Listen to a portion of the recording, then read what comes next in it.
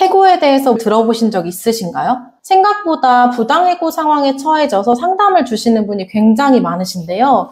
저희 법인에 어제만 해도 부당해고 근로자 사건의 상담이 들어왔습니다. 일방적으로 사업주가 구두로 해고를 통지한 사례였는데요. 이 해고가 부당한지에 대해서는 주관적으로 판단을 하고 계셨지만 실제로 법적인 조언이 필요해서 저희 법인에 내방 상담을 요청 주셨고 실제로 저희가 사건 대리까지 하게 되었습니다. 이처럼 실제로 본인에게 처해진 상황이 부당해고인지, 부당해고가 맞는지 법적인 검토가 필요하신 분들이 상당히 많으실 텐데요. 오늘은 어떠한 상황에 처했을 때 부당해고에 해당하는지, 부당해고일 때 어떻게 준비하면 되는지에 대한 콘텐츠를 준비했으니 끝까지 시청 부탁드립니다. 안녕하세요. 노무법인 호담의 이슬기 노무사입니다. 부당해고에 대한 상담이 계속되고 있는 것으로 알고 있는데요. 부당해고란 어떤 상황에 처한 것을 의미할까요? 일단 해고란 사업주가 일방적으로 나가라 하고 통지하는 것을 의미합니다. 부당해고인지를 판단하기 위해서는 저희가 세 가지를 중점적으로 보아야 하는데요.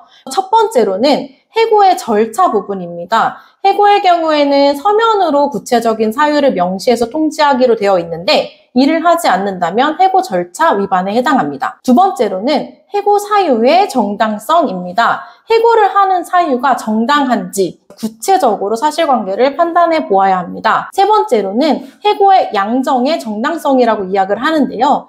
이 해고 사유가 실제로 이 사람을 해고할 만한 사유였는지 너무 과다한 처분이 아닌지에 대한 판단을 하는 것을 의미합니다. 이 세 가지는 모두 해당해야 되는 것이 아니라 이 중에 하나만 해당돼서 부당하다라고 판단이 된다면 저희가 부당해고라고 판단을 하고 있습니다. 그럼 세 가지에 대해서 하나씩 알아봐야 될 것 같은데요. 해고의 서면 통지는 어떤 것을 좀 의미할까요?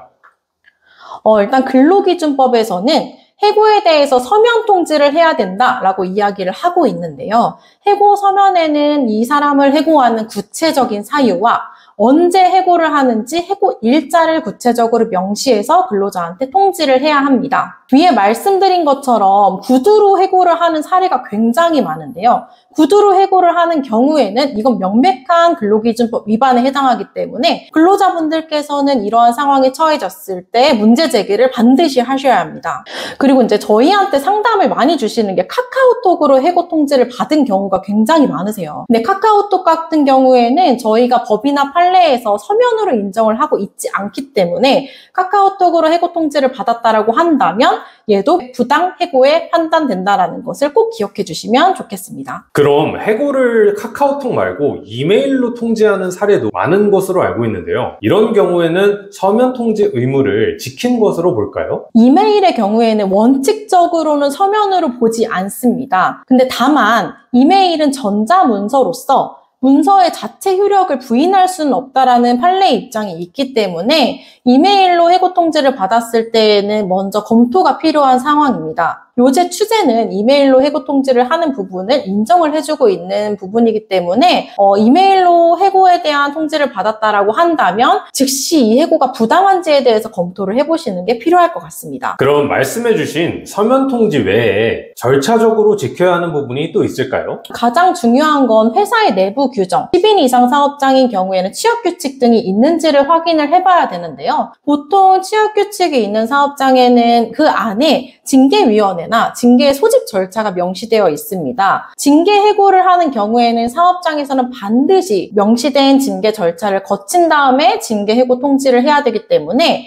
징계 해고를 당한 근로자분들 같은 경우에는 회사의 내부 규정에 따라 절차가 적법하게 이루어졌는지를 무조건 검토를 하셔야 합니다. 그럼 해고 사유가 정당한지 여부가 두 번째 판단 기준이라고 말씀 주셨는데요. 어떠한 경우에 좀 해고 사유가 정당하다고 인정이 될까요? 해고의 경우에는 아까 말씀드린 것처럼 구체적인 사유를 명시하도록 되어 있습니다. 해고 사유가 정말 정당한지에 대해서는 이게 정말 있는 사유인지 회사가 혹시나 이루어지지 않는 사안에 대해서 추가한 사유가 아닌지 입증 자료를 바탕으로 판단을 해보아야 되기 때문에 저희가 사실 이 영상에서 이게 정말 부당해고입니다. 아니면 정당한 해고입니다. 라고 말씀을 드리기엔 조금 어려운 부분인데요. 그래서 제가 몇 가지 사례를 조금 쉽게 설명을 드리고자 합니다. 저희한테 상담을 주셨던 많은 사례 중에 수습기간 중에 해고가 굉장히 많습니다. 수습기간 종료 후에 적절한 인사일자 서면이라는 게 명시된 게 없이 사업주가 나 얘 마음에 안 들어 라는 사유로 내보내는 경우가 굉장히 많고 사업주분들께서는 아니야 우리 수습기간이었어 내보내도 돼 라는 마인드 해고 통지를 하는 경우가 많은데요. 마음에 들지 않는다는 이유로 수습기간 종료라는 이유로 해고를 하게 된다면 얘는 부당해고에 해당하는 사유입니다. 수습기간이라고 하더라도 정말 정당한 사유가 있어야 하고 만약에 인사평가를 통해서 이 사람이 우리랑 계속 가는 게 어렵다 라고 판정을 내렸다면 구체적인 인사평가 자료 등을 구비가 되어 있어야 하기 때문에 일방적으로 수습 종료를 이유로 해고를 당하신 분이라고 한다면 부당해고를 고민하셔야 합니다. 두 번째 같은 경우에는 근무 태도가 불량하다라고 해서 회사가 일방적으로 해고 통지를 내린 경우가 있는데요. 이 근로자의 근무 태도 불량을 사유로 해고를 한다라고 한다면 이전에 그 근무 태도 불량이 계속 이어져 왔을 거잖아요. 그러면 이전에도 이 부분에 대해서 경위서 작성이라든지 경고라든지 이러한 징계 처분이 누적이 되어 있어야 되는 게 일반적이고요. 그냥 단순히 주관적으로 근무 태도가 불량하다라는 이유로 해고를 했다라고 한다면 그 세고 사유는 사회통념상으로 인정이 되는 사유로 보기엔 어려울 것 같습니다. 이렇게 상황이 처해지신 경우에도 부당해고가 맞는지 구체적인 입증 자료에 따라서 검토를 하셔야 되는 부분입니다. 그래서 저희가 부당해고를 다툴 때에는 입증 자료를 가지고 다투기 때문에 구체적으로 명시된 사유가 저에게 일어난 상황이 맞는지 혹시나 회사가 다른 사유를 다 조합해가지고 해고를 한 게 아닌지에 대해서 구체적인 검토가 필요하고 이랬을 때에는 저는 노무사의 상담을 꼭 받아보시는 것을 추천드립니다. 그럼 해고의 양정이 적당한지 여부를 판단해야 한다고 하셨는데요. 양정이라는 게 어떤 말인가요? 양정이라는 부분은 말 그대로 이 해고가 과하지 않은지라고 생각하시면 조금 이해하기 쉬우실 것 같아요. 예를 들어서 제가 무단결근 이틀을 했는데 이틀을 이유로 갑자기 해고를 통지를 받았어요. 근데 사실 무단결근이라고 하는 거는 근로자의 귀책 사유는 맞지만 이틀의 무단결근으로 이 해고까지 이루어지는 게 정당하다고 생각이 되시나요? 다양한 판례나 사례에서 보았을 때 무단결근의 이 일은 징계 사유는 될 수 있으나 징계 해고, 즉 해고 통지까지는 너무 과하다라는 입장이 많습니다.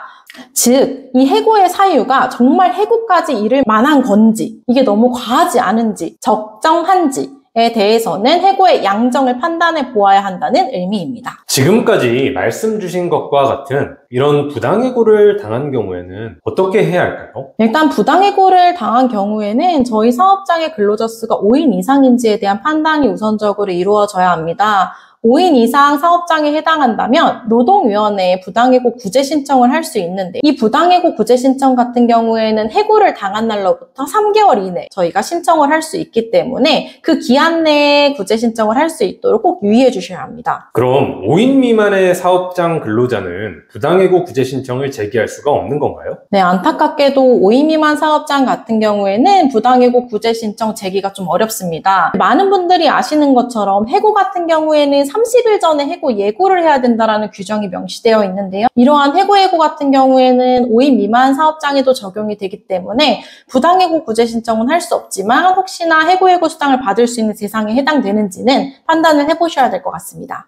부당해고를 당했다면 정말 막막하시죠? 해고의 절차, 사유, 양정이 다 정당한지 판단을 해야 되기 때문에 부당해고 구제 신청을 할 때는 노무사의 조력이 필요하다고 말씀을 드리는데요. 저희가 다음 영상에서는 실제로 부당해고가 발생했을 때 근로자가 어떤 절차를 거쳐야 하는지 어떻게 접수를 해야 되는지부터 나중에 금전보상을 받거나 이행강제금을 청구할 수 있는 절차 등에 대해서 구체적으로 설명을 드릴 예정이니까요. 다음 영상도 끝까지 봐주시면 좋겠습니다. 또한 부당해고가 발생했을 때는 혼자 고민하시기보다는 노무사와 상담을 해보시는 것을 추천드리는데요. 저희 농법인 호담에서도 부당해고에 관련해서 구체적인 입증 자료 사실관계를 파악해서 친절하게 상담을 잘 해드리고 있으니 저희 법인도 찾아주시면 감사드리겠습니다.